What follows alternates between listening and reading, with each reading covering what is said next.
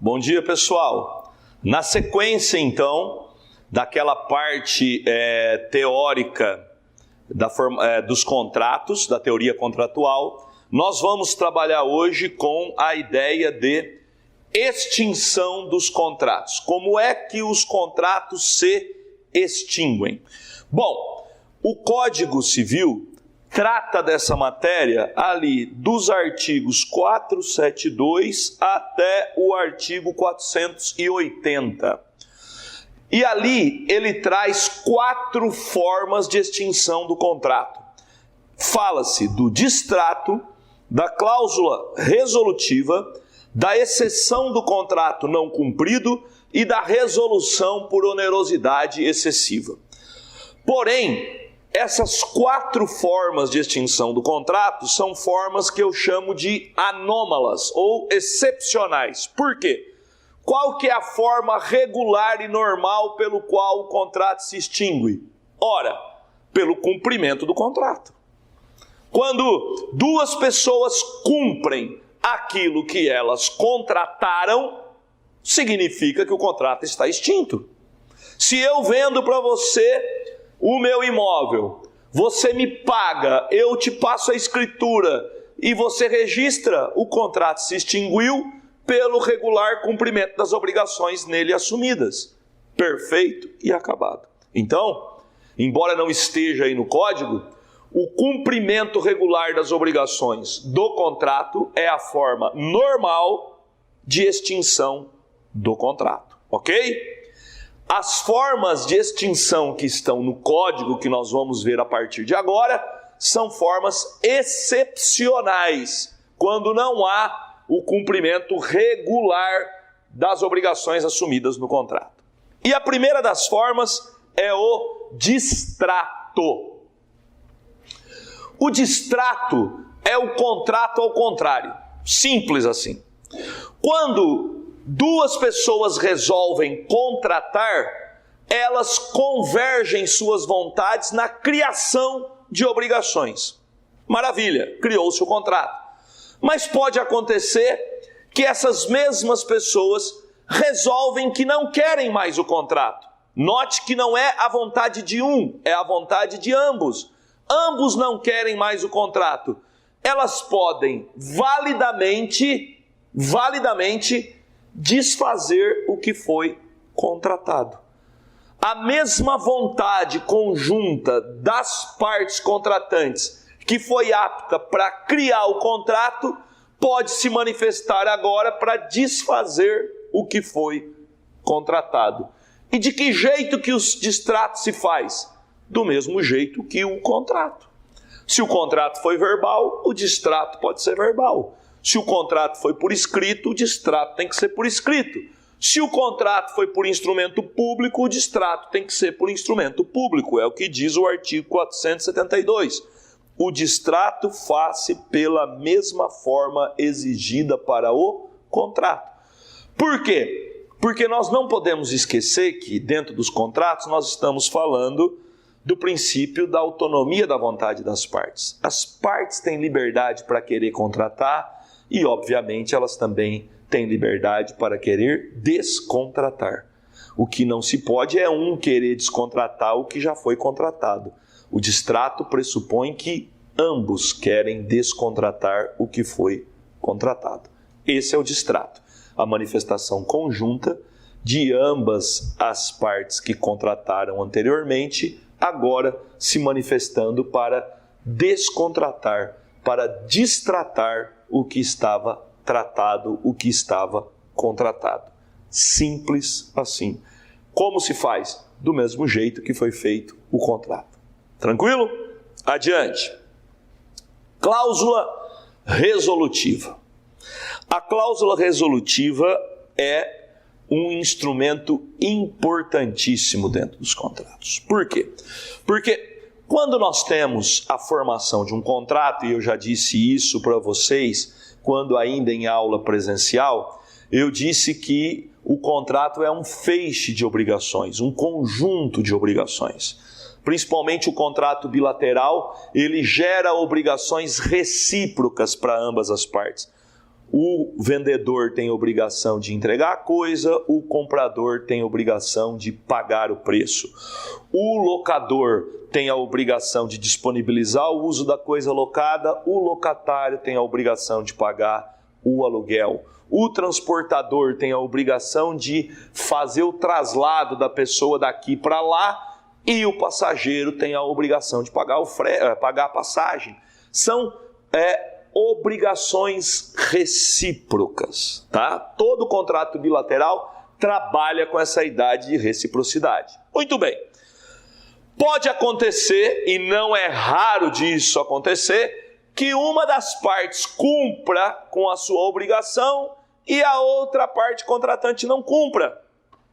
E aí nós estamos num dilema, onde um cumpre com a sua obrigação e outro não cumpre. Como é que faz numa situação dessa? Ora, a parte inocente, quem que é a parte inocente para a lei? É aquele que está cumprindo regularmente o que foi contratado e em contrapartida o culpado não está cumprindo a sua parte na obrigação contratada. Muito bem, a parte inocente tem o direito assegurado de poder exigir o cumprimento coercitivo daquilo que o faltoso não está cumprindo, ou então ele tem o direito de não querer mais o contrato, desfazer o contrato e reclamar perdas e danos. É isso que dispõe o 475. Olha lá, a parte lesada pelo inadimplemento, quer dizer, a parte inocente, pode pedir a resolução do contrato, não quer mais o contrato, se não preferir exigir-lhe o cumprimento. Ele pode também querer o cumprimento coercitivo daquilo que foi contratado, cabendo, em qualquer dos casos, indenização por perdas e dano. Perdas e danos aqui pode ser a multa contratual prevista, pode ser outro prejuízo que ele teve, além da multa contratual. Não há problema. Mas o fato é que a parte inocente, aquele que cumpre regularmente o contrato, tem assegurado para si o direito de pedir a resolução do contrato, não quero mais esse contrato porque você não está cumprindo a sua parte, ou o cumprimento coercitivo. Esta é a cláusula resolutiva. Muito importante, ela pode estar expressa no contrato, mas se ela não estiver expressa no contrato, ela estará implícita em todos os contratos bilaterais. Ou seja, é possível que eu preveja lá no meu contrato o não cumprimento de quaisquer das obrigações assumidas pelas partes contratantes autorizará a parte inocente a pleitear a resolução do contrato ou seu cumprimento coercitivo. Maravilha. Se estiver previsto no contrato, nós temos uma cláusula resolutiva expressa. Mas por um motivo qualquer, não tem essa cláusula expressa dentro do contrato, não foi escrito, as pessoas esqueceram de ajustar isso. Isso não significa que ela não tem efeito, porque todo contrato bilateral tem esta cláusula implícita. Mesmo que ela não esteja prevista, a lei diz que ela será implícita no contrato bilateral. O problema só diz respeito à produção dos efeitos. Por quê? Porque quando a cláusula resolutória é expressa, quando a cláusula resolutiva é expressa, ela produz efeitos imediatos, ou seja, desde o momento do inadimplemento ela já está produzindo efeitos. Quando a cláusula resolutiva é implícita, há a necessidade de primeiro notificar o devedor faltoso para constituir ele em mora, para só então eu poder pedir ou a resolução do contrato ou o cumprimento coercitivo do contrato. Está lá, ó, artigo 474. A cláusula resolutiva expressa opera de pleno direito e a tácita depende de interpelação judicial. Você pode utilizar isso como notificação judicial que tem o mesmo efeito, ok? Só para ilustrar isso que eu acabei de falar, provavelmente muitos de vocês já tenham visto alguém que tem um financiamento e não paga esse financiamento por um motivo qualquer. O banco notifica o sujeito para que ele pague as parcelas que está em atraso, sob pena de fazer a busca e apreensão do veículo. Para fazer a busca e apreensão, você tem que primeiro notificar. Por quê? porque no caso específico do financiamento bancário com leasing ou com alienação fiduciária, que é o caso que acontece nos veículos, a lei exige a notificação para que possa operar os efeitos da cláusula resolutiva. Tá? Então, isso é uma ilustração de como é que essa implícita se torna expressa. Você tem uma situação em que eu tenho que primeiro dar a oportunidade para o devedor, para o contratante inadimplente regularizar. Se ele não regularizar, aí que eu posso ou extinguir o contrato, pedir perdas e danos, ou exigir o cumprimento coercitivo do contrato, também com perdas e danos, multa e tudo mais. Ok? Muito bem. Dito isto, nós passamos para a terceira forma excepcional de extinção dos contratos, que é a exceção do contrato não cumprido. Em algum dos livros que vocês vão ler aí, é provável que vocês vão encontrar essa expressão em latim. Os autores de direito adoram latim. Então vai estar lá, exceptio non ad implete contractus. Esquece isso, né? É exceção do contrato não cumprido em um bom português. Eu diria para vocês que se tivesse que analisar as demandas judiciais que versam sobre contratos, provavelmente 90% das questões envolveriam a exceção do contrato não cumprido. E explico por quê. Bom, dentro dos contratos bilaterais, eu já disse que nós temos obrigações recíprocas. A obrigação do vendedor é entregar a coisa, a obrigação do comprador é pagar o preço. A obrigação do locador é disponibilizar o uso da coisa. A obrigação do inquilino é pagar o aluguel. Acontece que existe um conceito que eu ainda não falei para vocês, que é muito importante dentro do direito contratual, que é o conceito de sinalagma. Os contratos são sinalagmáticos. Qual é essa ideia de um contrato ser sinalagmático? O que é o sinalagma? O sinalagma tem a ver com essa ideia de prestações recíprocas. É que, pela teoria contratual, a razão de ser da prestação de uma das partes está na contraprestação do outro. Ou seja, o vendedor tem que entregar a coisa porque o comprador tem que pagar o preço. O comprador tem que pagar o preço porque o vendedor tem que entregar a coisa. O locador tem que disponibilizar o uso porque o inquilino tem que pagar o aluguel. O inquilino paga o aluguel porque o locador tem que disponibilizar o uso da coisa. Essa é a ideia de um contrato sinalagmático, de um contrato bilateral. A razão de ser da prestação de um está na contraprestação do outro. Significa dizer que, pela lei, se eu não cumpro a obrigação que me toca, eu não posso exigir o cumprimento da obrigação do outro. Essa é a exceção do contrato não cumprido. Eu deixo de cumprir com a minha obrigação porque você não está cumprindo com a obrigação que lhe toca. É isto. Está lá, ó. Artigo 476. Nos contratos bilaterais, nenhum dos contratantes, antes de cumprida a sua obrigação, pode exigir o implemento da obrigação do outro. Simples assim. O problema é saber quem é que tem que cumprir primeiro a obrigação, né? Por quê? Porque se eu não sei quem é que tem que cumprir primeiro, como é que eu vou saber se eu não estou cumprindo a minha e você não está cumprindo a sua? Mas aí, isso se resolve pela análise do contrato. Então vamos imaginar uma compra e venda. Eu pergunto para vocês, e não vou ter resposta porque não tem ninguém assistindo a aula aqui, a não ser o William de novo que está gravando aqui. Se eu faço a venda do meu carro e dou um prazo de 30 dias para vocês me pagarem, quem é que tem que cumprir a obrigação por primeiro? Eu de entregar para vocês o carro ou vocês de me pagar o preço? Óbvio que numa situação dessa, a minha obrigação é de primeiro entregar a coisa e depois exigir o pagamento do preço.